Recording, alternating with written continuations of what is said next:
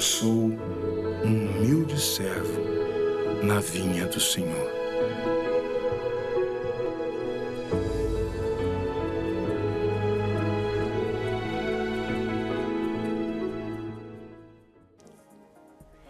Humildade, humilde servo na vinha do Senhor. Como a gente pode perceber a humildade nesse gesto de renúncia do Papa Bento XVI?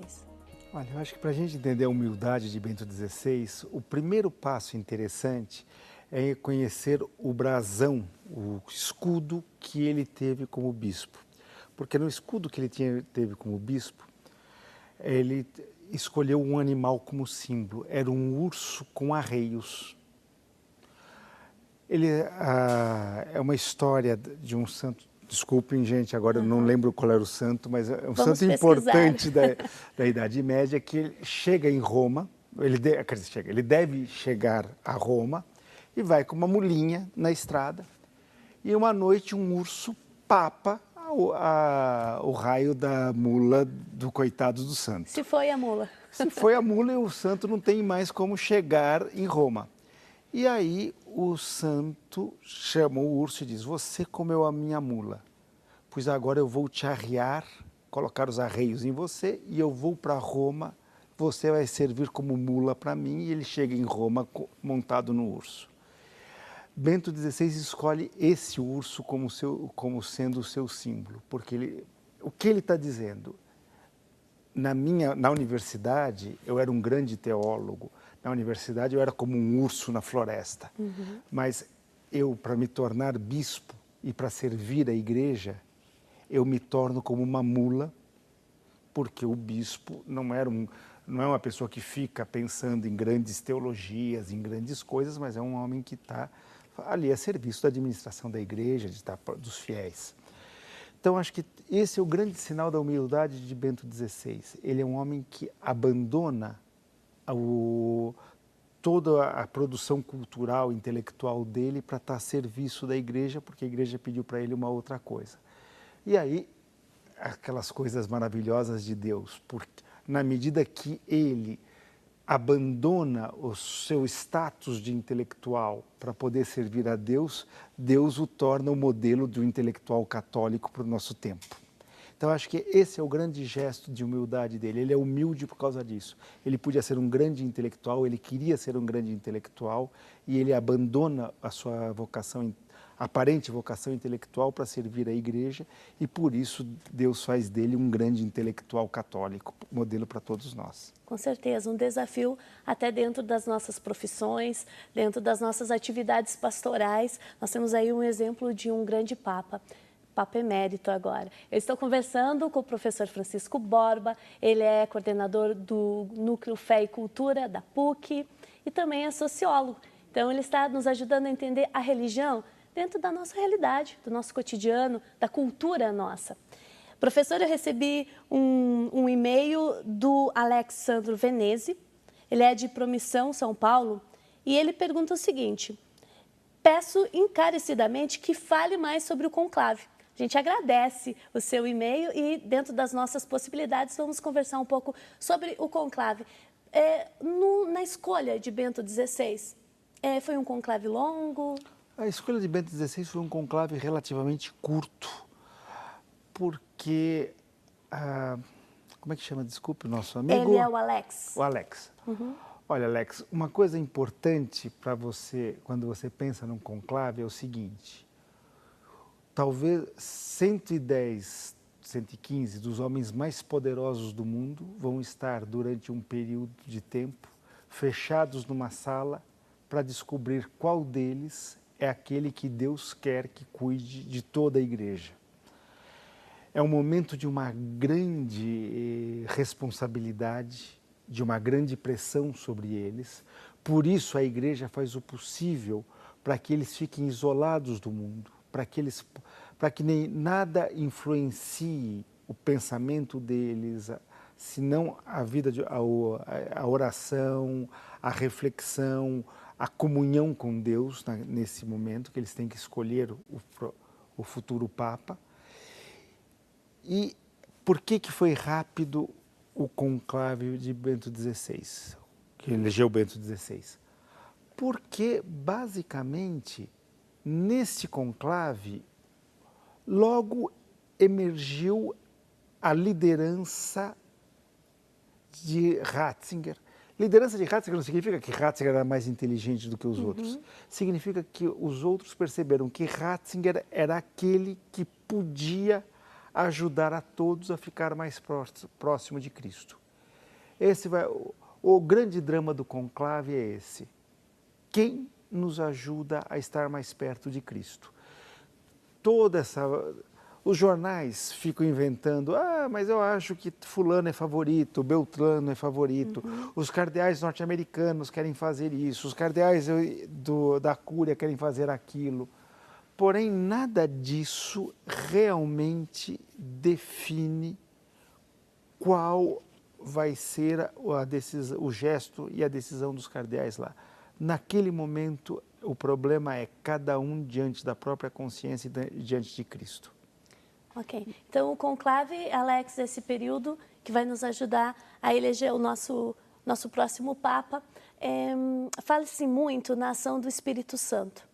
E talvez, se você pudesse nos ajudar a refletir melhor, esse equilíbrio entre a ação de Deus, que é certo que vai estar presente no conclave, e também a reflexão da igreja, desses bispos todos que vão estar reunidos em torno das necessidades e dos anseios da igreja. Então, professor, que equilíbrio se busca num conclave? Porque certamente problemas, desafios, perspectivas estarão em jogo. Eles estarão em jogo, e é evidente que os cardeais vão estar lá preocupados e tentando... Eles não trabalham com Deus falando para eles no ouvido, que nem a gente pode estar falando aqui. Eles trabalham em cima dos problemas da atualidade, daquilo que eles escutaram uns aos outros falando.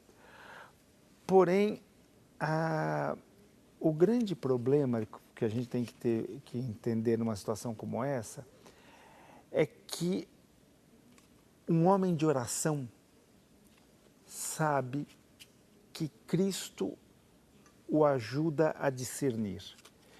É diferente você pensar um problema, vou dar um exemplo da nossa vida. Uma coisa é você pegar e dizer, eu não sei qual é o emprego que eu vou escolher, estou com duas possibilidades de emprego, qual que eu vou escolher? E você fica pensando, esse paga mais, esse paga menos, esse está mais perto da minha casa, esse está mais longe. Outra coisa é você se colocar numa posição de oração e dizer, quais são os sinais que Deus me dá na realidade? Esse é o ponto de equilíbrio e é isso que, sem dúvida, os cardeais vão estar fazendo. Eles vão estar se perguntando qual é o sinal que Deus está me dando para saber qual de nós é o próximo cardeal, é o próximo Papa. E aí tem uma função grande, um trabalho grande de todos nós, porque a nossa oração conta sim. Não dá para pensar que o cardeal lá vai agir sozinho em função da grandeza humana deles sem precisar da nossa oração. Eles precisam sim da gente orando por eles. Muito bem, Alex, a gente espera ter respondido a sua questão e agradece mais uma vez o seu e-mail. Professor, dentro dessa proposta da gente subdividir por etapas sim, sim. O papado de Bento, agora a gente gostaria de conversar com você sobre como foi esse apacentar as ovelhas do Papa Bento XVI. Ou seja, como Jesus Cristo, ele tem um rebanho grande, sim, um rebanho diverso, um rebanho com problemas, por que não? E é necessário olhar para tudo isso. Como que você avalia essa relação apacentar as ovelhas, a figura de Jesus Cristo e o papado de Bento? Bom, Simone, uma coisa que a gente tem que sempre pensar, qual era a maior preocupação de Bento XVI? Era dizer para todos nós que nós temos que estar perto de Cristo.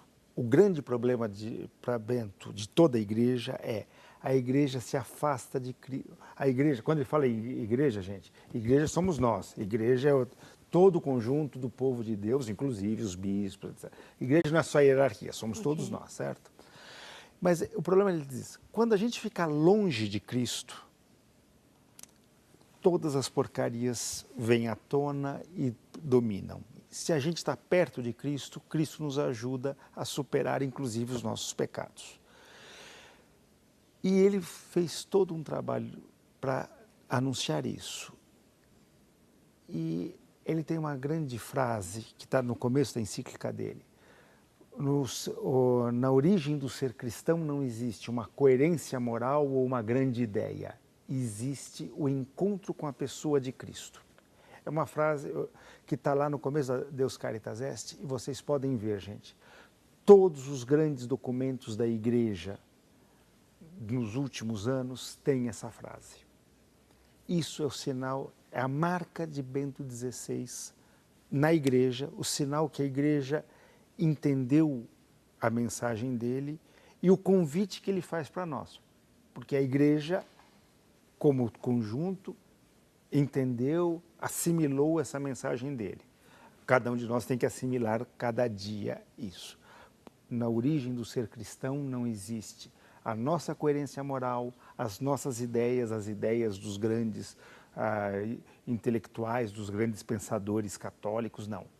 Na origem do ser cristão existe o encontro com a pessoa de Cristo. Isso foi um grande êxito dele. Segundo grande êxito dele, gente, ele é o Papa que discute com os grandes intelectuais do nosso tempo. Hoje, eu trabalho no Núcleo Fé e Cultura da PUC. A coisa que mais me impressiona é que o que tem de intelectual, professores universitários, jornalistas, agnósticos, gente que não acredita em Deus, não acredita em Cristo, mas que quer entender a mensagem de Bento XVI. Porque eles me dizem, eu entendo que esse Papa de vocês diz alguma coisa que é significativa para mim. Eu não sei por quê, mas eu sei que é importante. Quer dizer que o Papa Bento XVI, ele proporcionou uma abertura de diálogo com a sociedade. Esse é um marco, a gente poderia apontar, porque inclusive teve um evento católico, se não me engano, em São Francisco de Assis, posso estar errada, mas ele abriu para que agnósticos participassem. Exatamente. E as pessoas questionaram, agnósticos participando? Como assim? E ele disse, não, através dos questionamentos, eles nos ajudam. Exatamente, porque ele tem a jornada anual pela paz que acontece em Assis, aliás, desculpa, acho que não é anual, acho que é de 5 em 5 ou de 2 em 2 anos.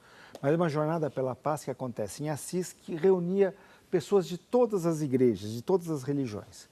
E o Papa diz, se tem de todas as religiões, também tem os agnósticos. E os agnósticos vão rezar? Não, os agnósticos não vão rezar, eles vão dizer qual é a proposta deles de paz, eles vão estar lá do jeito deles, mas eles vão estar junto conosco. E isso é muito bonito, porque existe gente muito sincera no mundo entre os agnósticos. E ele nos ajuda a descobrir essas pessoas e descobrir esses homens de bom coração que nos ajudam e são ajudados por nós. Surgiu uma dúvida e pode ser que quem está nos assistindo esteja se perguntando, agnóstico e ateu é a mesma definição ou não? Perfeito. O ateu é aquele que diz, eu não acredito em Deus. O agnóstico é aquele que diz, será que Deus existe? Será que ele não existe? Eu não sei. Tá claro, gente? O grande problema é que se Deus não é uma companhia na nossa vida, se ele existe ou se ele não existe, pouca diferença faz. Então, o agnóstico, de certa forma, acaba se comportando como ateu. Porque se ele tem a dúvida, de qualquer forma, Deus não é uma companhia para ele.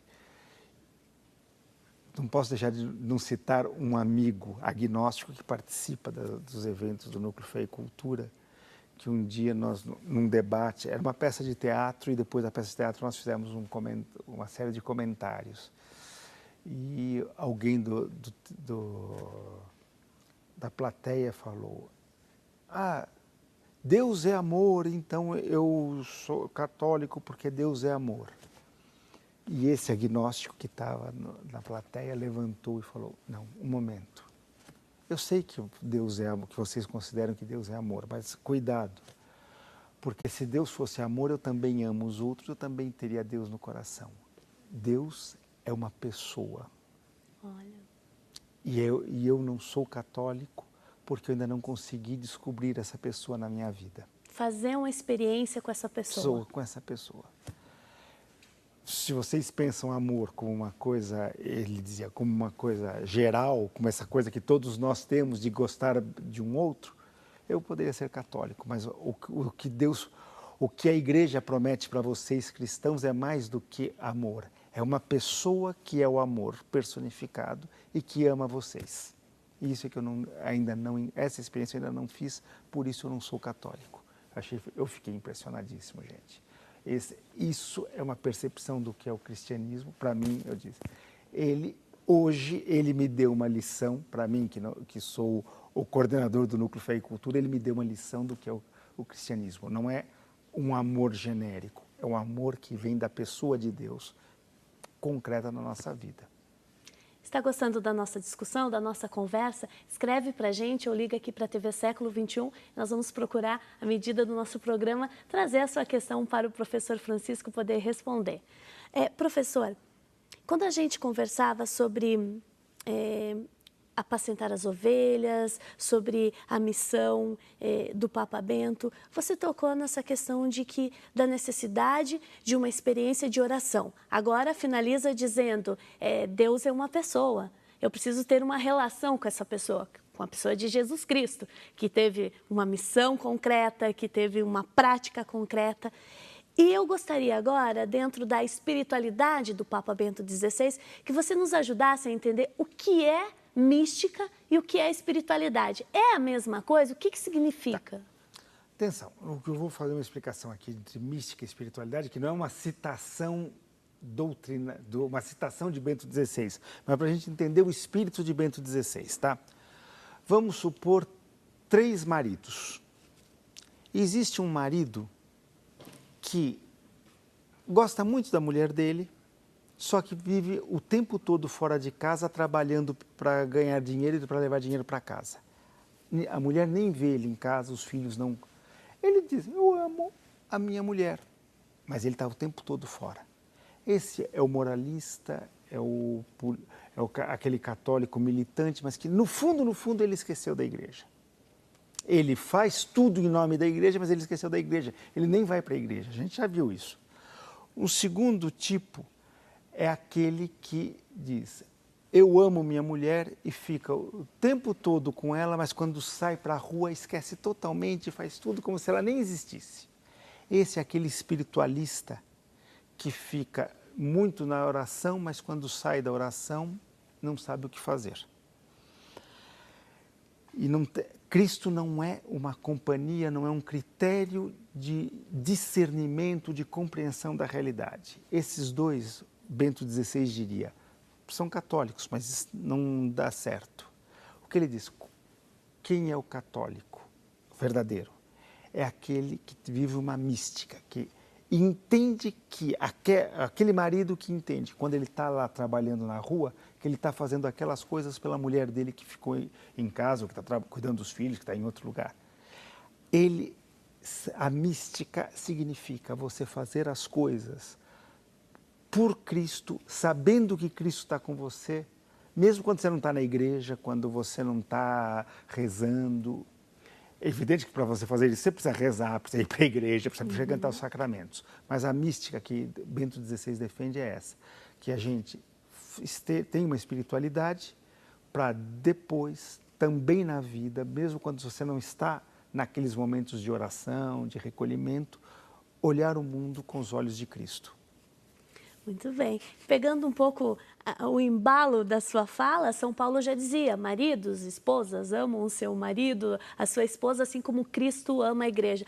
Muito concreta a sua colocação sobre a mística e a espiritualidade. A gente entende bem.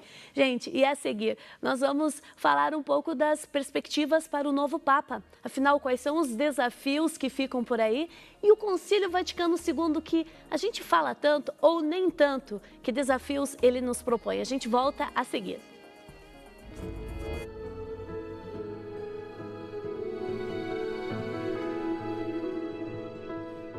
Temos que trabalhar verdadeiramente para que se realize o Concílio Vaticano II.